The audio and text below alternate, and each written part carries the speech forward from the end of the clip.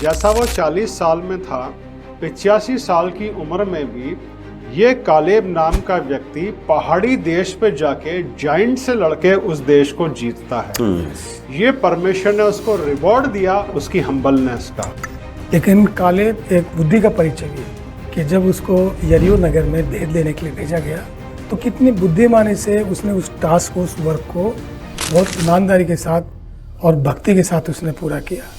Caleb इतना बड़ा उच्च क्वालिटी का योद्धा और वो इतनी नम्रता के साथ जो है ना यहोशू की अगुवाई में, पहले मूसा की अगुवाई में, फिर यहोशू की अगुवाई में आगे बढ़ रहा है, तो सच में उसकी नम्रता जो है वो काबिल तारीफ है और एक अनुकरणीय है हमें।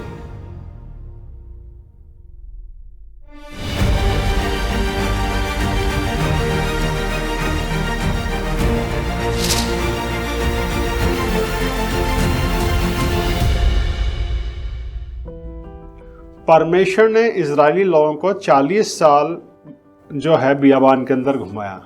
किस लिए? उनकी हृदय की कठोरता की वजह से, जब उन्होंने कनान में जाने से मना कर दिया। जी हाँ। उसमें मूसा और यहोशू और कालेब का तो कोई दोष नहीं था, लेकिन ये कालेब भी उन इजरायलियों के साथ 40 साल घूमा। बिल्कुल सफर किया इन लोगों ने भी। अब सोचिए, क्या उन 40 वर्षों में उसके मन में ये नहीं आया होगा कि मेरी क्या गलती है, मैं क्यों घूम रहा हूं? रिबेल तो उन इजरायलियों ने किया था जिनके बारे में परमेश्वर ने बोला था, क्योंकि वो लोग रो के चिल्लाए थे कि हम मारे जाएंगे, हमारे बच्चे हम और बीवी जो है वो गुलामी में चले जाएंगे। परमेश्वर ने कहा था अब तुम यहाँ पे मरोगे। सिर्फ यहोशू और कालेब कनान के अंदर गए थे, पर कालेब को उस विद्रोही पीढ़ी के साथ 40 साल घूमना पड़ा, पर वो घूमा। और कालेब के जीवन में हम इस बात को देखते हैं कि वो हर परिस्थिति में अपने अगुवे के साथ खड़ा रहा, अपने लीडर के साथ खड़ा रहा। एक बड़ी ही नम्रता और दीनता का और समर्पण का जीवन हम देखते हैं। और कालेब की नम्रता और दीनता और उसका समर्पण सबसे ज्यादा उभर के तब आता है जब परमेश्वर यहोशू को लीडर बना देते हैं इजरायलियों का। सोचिए, कालेब के मन में क्या ये नहीं आया होगा, अरे जैसा यहोशू खड़ा हुआ मूसा के साथ, मैं भी तो खड़ा होता था, मैं भी वफादार रहा, मैंने भी मूसा का साथ दिया, अब लीडर ये बन गया, अगुवा ये बन गया। पर कालेब ने इस बात का निश्चय किया कि नहीं, ये परमेश्वर का चुनाव है, जैसा मैं मूसा के आगे समर्पित रहा वैसा मैं यहोशू के आगे भी समर्पित रहूंगा। एक कितना नम्रता और दीनता का और एक समर्पण का जीवन हम देखते हैं।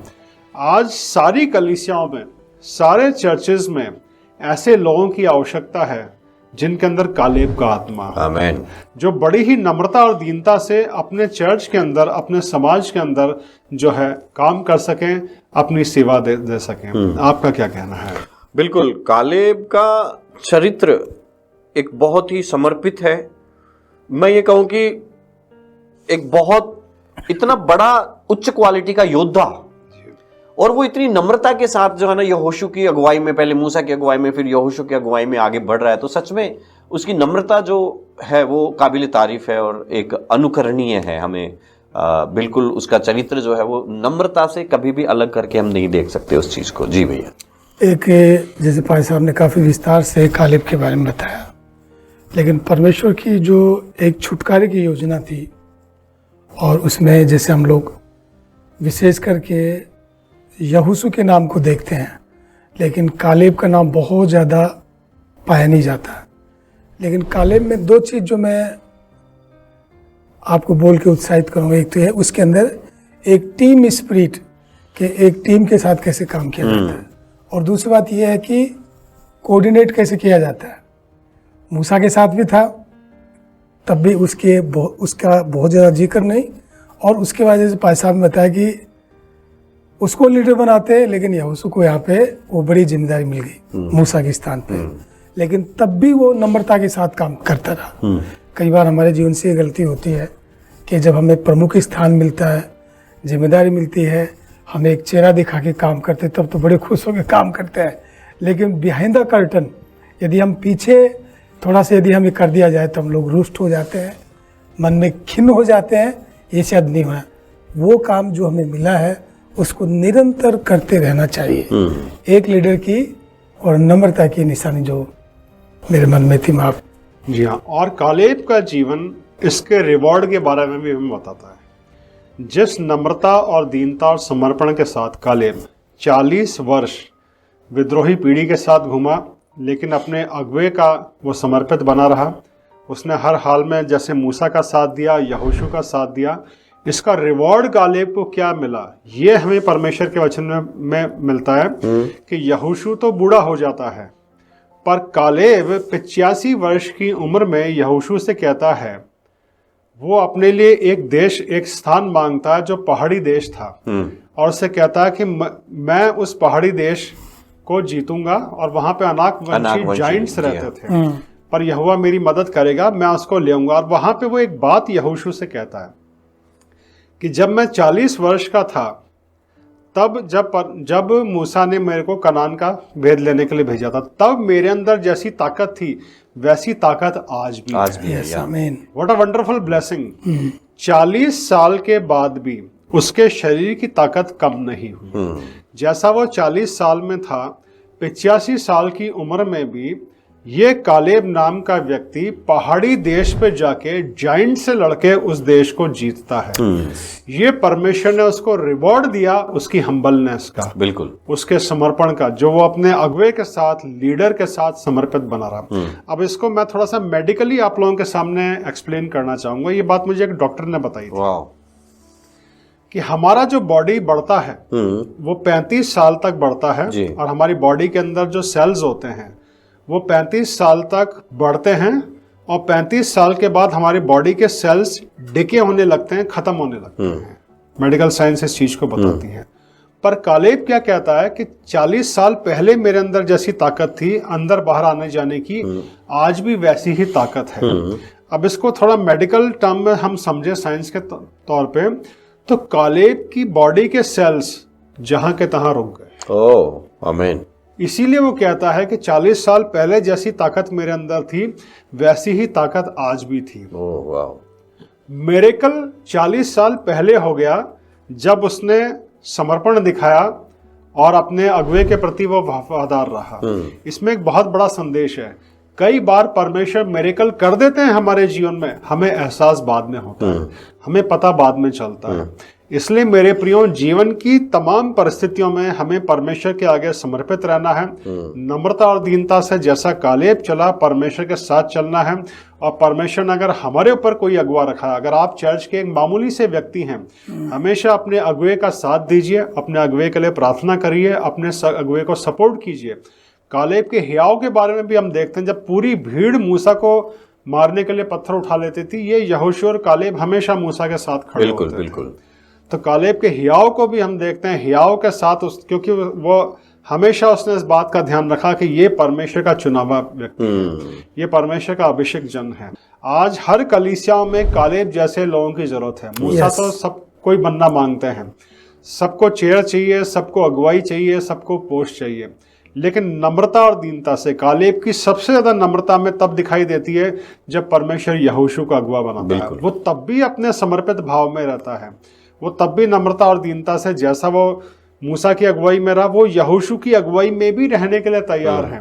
और उसका रिवॉर्ड परमेश्वर उसको देते हैं कि 85 साल का एक आदमी, 70-85 साल में जहाँ लोग खाट पे पड़ जाते हैं, ये आदमी पहाड़ों पे चढ़ के जाइंट्स को मार के वो कंट्री अपने लिए जीता। बिल्कुल बिल्कुल। What a wonderful person. बहुत अच्छी तरह से और इसमें एक और चीज देखते हैं, जैसे भाई साहब ने काफी विस्तार से कालेब के बारे में बताया, लेकिन कालेब एक बुद्धि का परिचय भी है कि जब उसको यरीहो नगर में भेद लेने के लिए भेजा गया, तो कितनी बुद्धिमानी से उसने उस टास्क को, उस वर्क को बहुत ईमानदारी के साथ और भक्ति के साथ उसने पूरा किया।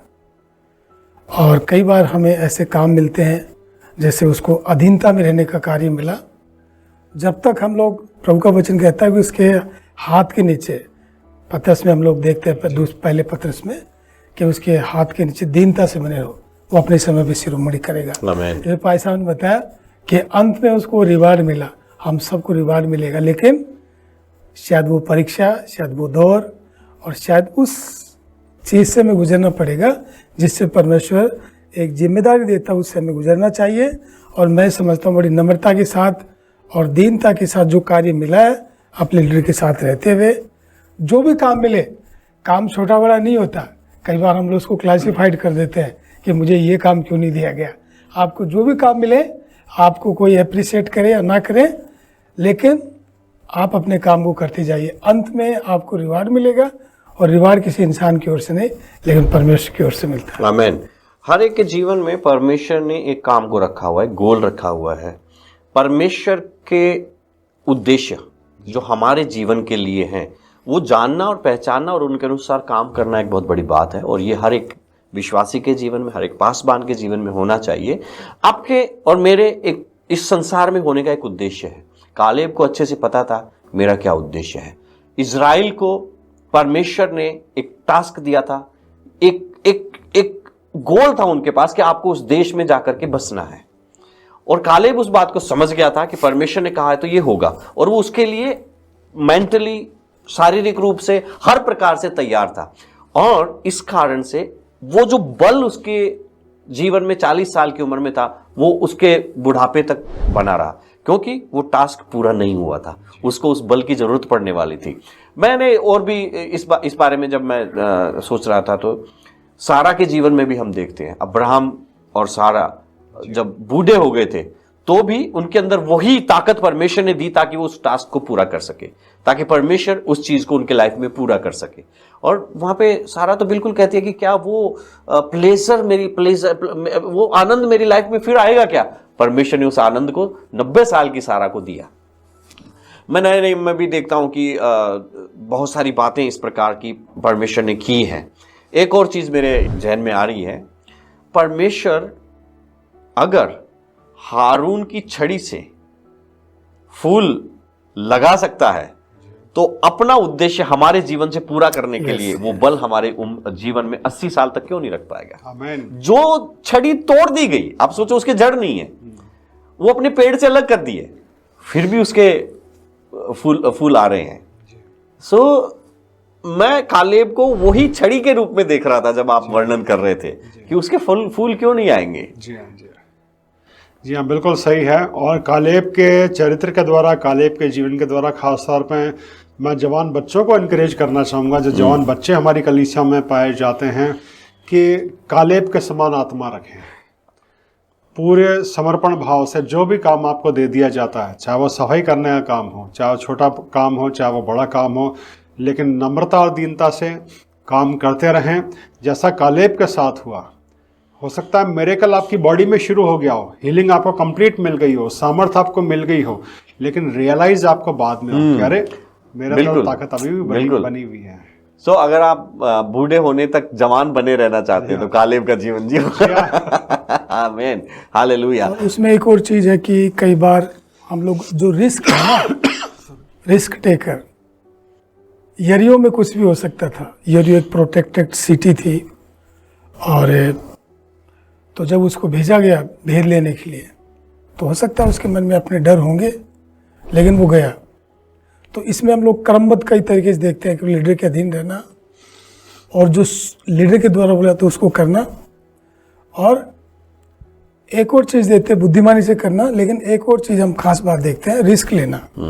कई बार हम लोग रिस्क लेने से डरते हैं, और इसलिए कई बार बड़े अद्भुत काम जो परमेश्वर हमारे लिए करना चाहता है वो काम हम देख नहीं पाते। बिल्कुल। तो कई बार हमें रिस्क भी लेना चाहिए, ताकि आने वाली पीढ़ियां उसके रिस्क के द्वारा हमसे आशीष पाए, और वो आदर्श प्रभु हमारे सामने रखता है।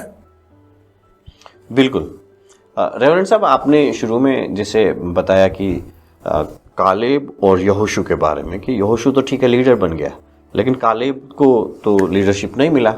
तो एक नम्र हृदय दिखाता है। मैं नए नियम में इसकी तुलना कर रहा था। आंद्रियास पतरस को प्रभु के पास लेकर के आया, जी हाँ। लेकिन पतरस तो हीरो बन गया, मतलब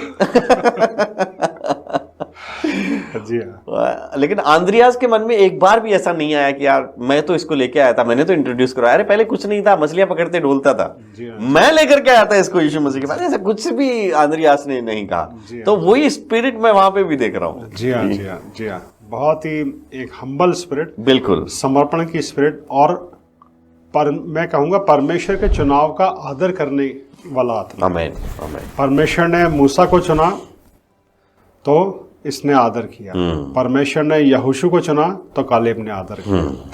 तो परमेश्वर का चुनाव जो भी व्यक्ति है हमें उसका आदर करना है। आमेन। ये हम लोगों को सीखना है, पासबानों को सीखना है, एक मामूली लेमैन को सीखना है कि जो एक परमेश्वर का अभिषेक व्यक्ति है, जैसे दाऊद थे, दाऊद स्वयं परमेश्वर के अभिषेक थे, पर राजा शाऊल जब भटक भी गए थे तो उन्होंने कहा नहीं, मैं इसके ऊपर हाथ नहीं उठाऊंगा क्योंकि परमेश्वर का अभिषेक। बिल्कुल बिल्कुल। और मूसा तो परमेश्वर के अभिषेक थे, एक बहुत बड़े काम के लिए परमेश्वर ने उनको चुना था कि इजरायलियों को छुड़ाएंगे। तो हर परिस्थिति में कालेब ने मूसा का साथ दिया, उसके बाद यहोशू का साथ। ये तो मुझे बड़ा अद्भुत लगता है, मैं कई बार इससे मनन करता हूँ कि जब कालेब को पता चला होगा कि अब मूसा की मृत्यु के बाद परमेश्वर ने यहोशू को लीडर बना दिया, तो भी उन्होंने अपनी नम्रता और दीनता बनाए रखी। बिल्कुल, परमेश्वर के चुनाव का आदर करना, ये बहुत बड़ी बात है। देखो, परमेश्वर के चुनाव का आदर नहीं करते तो यूसुफ भेज दिया जाता है।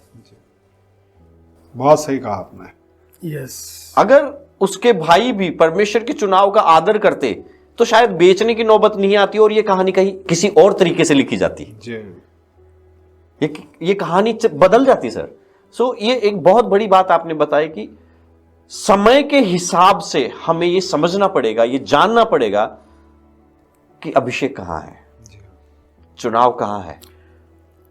एक जो हमसे जो गलती हो जाती है, कई बार हम लोग कंपैरिजन करते, तुलना करते हैं, लेकिन याद रखिए कि मूसा कालेब और यहोशू के बिना अधूरा है और कालेब और यहोशू बिल्कुल मूसा के बिना अधूरे हैं। सप्लीमेंट यानी एक दूसरे का सप्लीमेंट बनना, टीम वर्क करना, और टीम वर्क से मिशन वर्क बढ़ता है, काम बढ़ता है, कलीसिया बढ़ती है, परिवार बढ़ता है, और एक पॉजिटिविटी जो हमारे जीवन में आती है ना, वो हमेशा हमें स्वस्थ और एक क्या कहेंगे, एक उन्नति की ओर लेके जाती है। तो बहुत सारी चीज़ें हैं, खास करके ये भी एक बात है कि जो काम प्रभु से हमें मिले, छोटा बड़ा कोई काम नहीं होता, उसको बहुत ईमानदारी के साथ, दीनता के साथ, कि ये काम मुझे परमेश्वर की ओर से एक विशेष उद्देश्य से पूरा करने के लिए मिला है, जैसे कालेब को मिला।